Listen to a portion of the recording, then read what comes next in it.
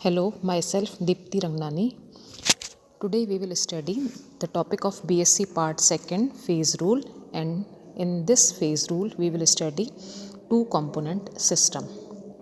अभी तक हमने फेज़ रूल में वन कंपोनेंट सिस्टम की स्टडी की है, जिसमें कि वाटर सिस्टम, सल्फ़र सिस्टम और कार्बन डाइऑक्साइड सिस्टम पढ़ा था।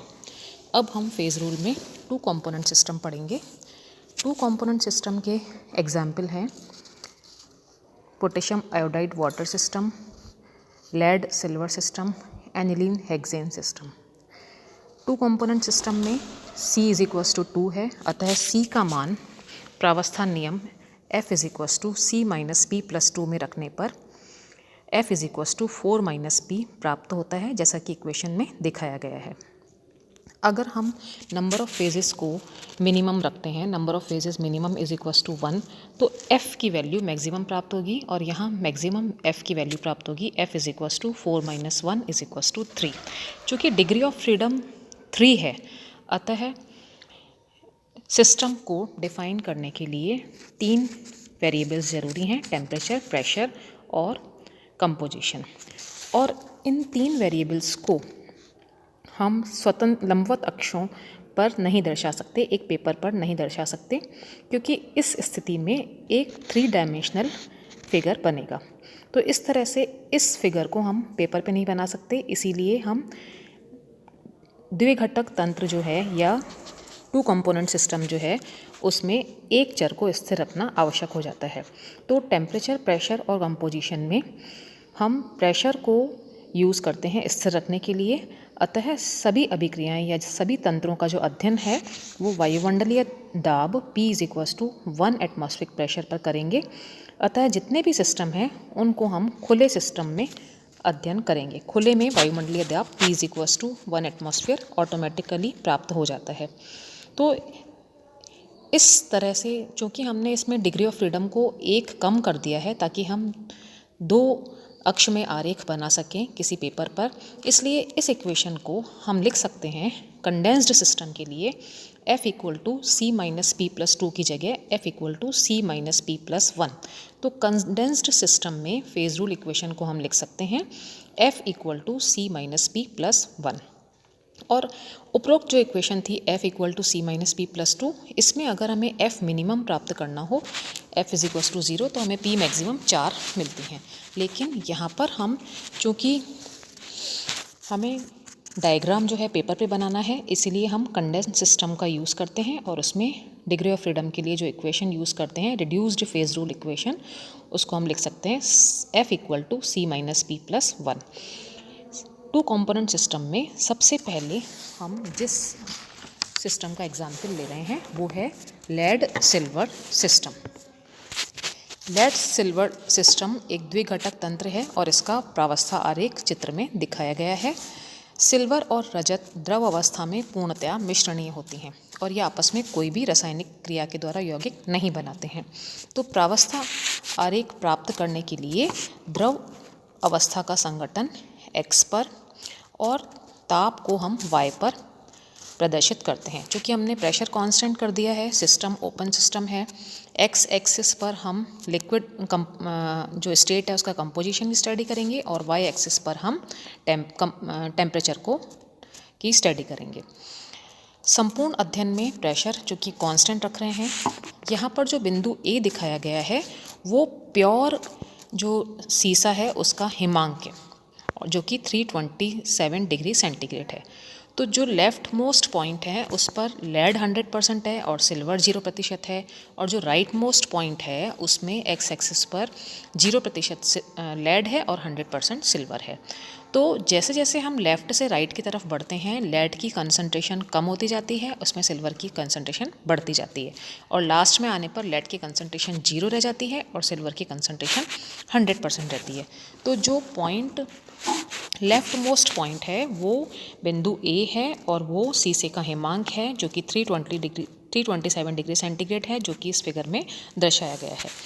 इस टेम्परेचर पर ठोस और द्रव सीसा साम्यावस्था में है। इसमें जैसे जैसे सिल्वर मिलाते हैं तो सीसे का हिमांक कम होता जाता है, जैसा कि फिगर में कर्व के द्वारा दिखाया गया है। ठोस सीसा और रजत सीसे में जो विलयन है वो साम्यावस्था में आ जाता है।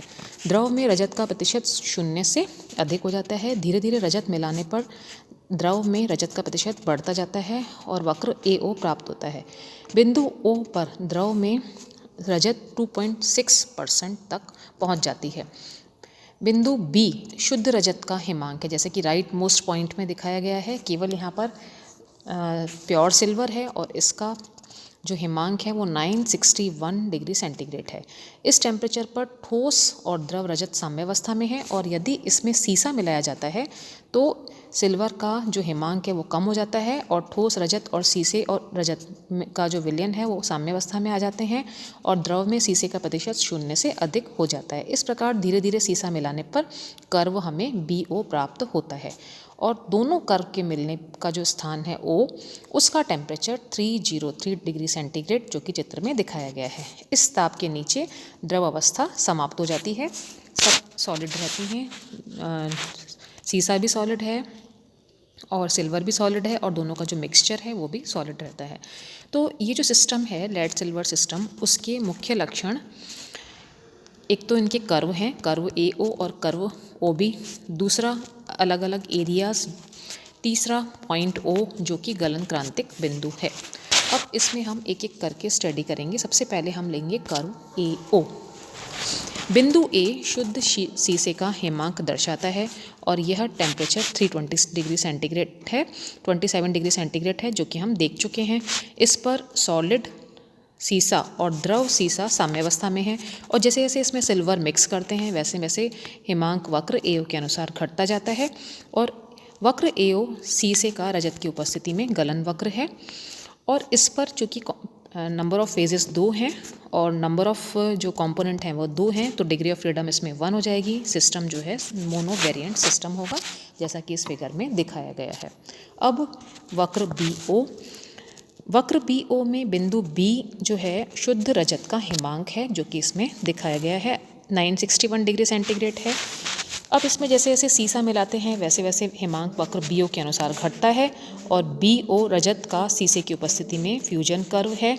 इस कर्व पर ठोस रजत और द्रव सीसा का रजत में जो विलयन है वो साम्यावस्था में है। इसमें भी प्रत्येक बिंदु पर phase 2, component 2, degree of freedom 1 और कर्व BO मोनोवेरिएंट सिस्टम है।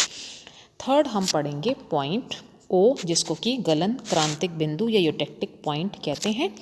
पॉइंट O जैसा कि चित्र में दिखाया गया है, इसमें AO और BO दोनों कर्व मिलते हैं। इसमें 3 प्रावस्थाएं होंगी, सॉलिड सीसा, सॉलिड सिल्वर और लिक्विड साम्यावस्था में होते हैं। चूँकि नंबर ऑफ़ फेजेस 3 हैं, कंपोनेंट 2 हैं, यह मान संशोधित प्रावस्था नियम में अगर हम सब्स्टिट्यूट करते हैं F = C - B + 1 में तो 2 - 3 + 1 = 0 होगा। मतलब O पर सिस्टम जो है वो नॉन वेरिएंट होगा।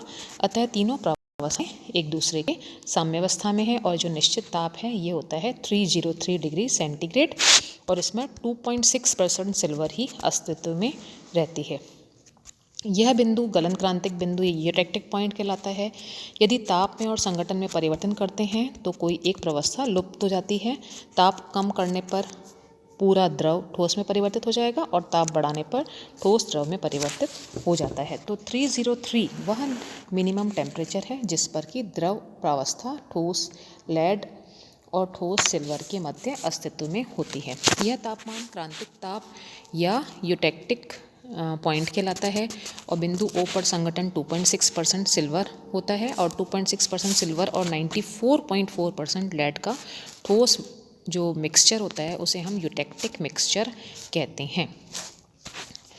इसमें अगर हम एरिया ACO और एरिया BDO देख रहे हैं तथा BCD के क्षेत्रों में क्रमशः ठोस सीसा, ठोस द्रव और ठोस रजत और द्रव साम्यावस्था में रहते हैं। अर्थात इन क्षेत्रों में से किसी बिंदु पर 2 प्रावस्थाएं साम्य में हैं। अतः तंत्र एक जो सिंगल वेरिएंट सिस्टम कहलाता है और द्रव का जो संगठन है उस बिंदु पर एक क्षैतिज रेखा खींचकर ज्ञात कर सकते हैं। अब हम पढ़ेंगे वक्र AOB के ऊपर का क्षेत्र, जैसा कि इस चित्र में दिखाया गया है, वक्र AOB के ऊपर का क्षेत्र। इस क्षेत्र में केवल द्रव प्रावस्था ही अस्तित्व में रहती है, जैसे कि दिखाया गया है। ऊपर केवल लिक्विड है, अर्थात सीसा व चांदी पूर्ण रूप से मिश्रणीय द्रव हैं। यहाँ पर जो कि नंबर ऑफ फेजेस 1 है, जैसा कि दिखाया गया है। नंबर ऑफ कंपोनेंट 2 हैं, तो डिग्री ऑफ फ्रीडम 2 होंगी, अतः जो सिस्टम होगा वो बाई वेरिएंट सिस्टम होगा। इस क्षेत्र में जो सिस्टम है वो बाई वेरिएंट सिस्टम है। अब हम पढ़ेंगे क्षैतिज रेखा COD के नीचे का क्षेत्र। क्षैतिज रेखा COD के नीचे का क्षेत्र, इस क्षेत्र में द्रव प्रावस्था अस्तित्व में नहीं रहती है, जैसा कि दिखाया गया है। केवल सॉलिड सिल्वर और सॉलिड लेड 2 प्रावस्थाएं अस्तित्व में हैं। ये दोनों सॉलिड 2 आकार के क्रिस्टलों में पाए जाते हैं, सॉलिड सिल्वर और सॉलिड सीसे के बड़े क्रिस्टल और सॉलिड सिल्वर और सीसे के बहुत छोटे क्रिस्टल।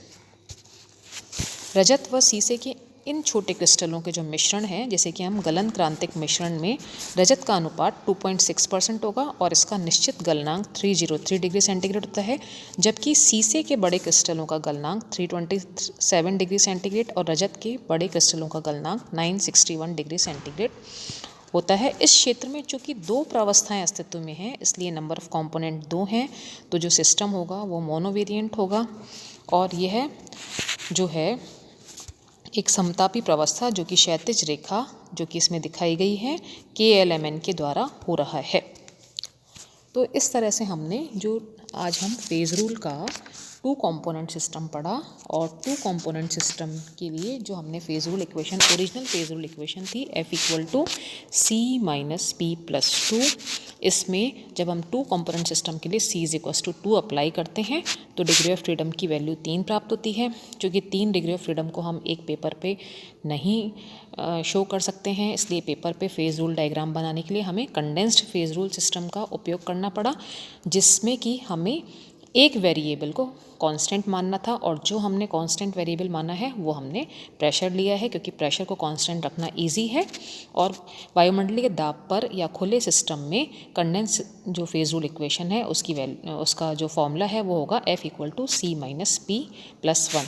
तो इसी सीरीज़ में हम आगे पोटेशियम आयोडाइड और वाटर सिस्टम और एनिलीन हेक्सेन सिस्टम स्टडी करेंगे। Thank you.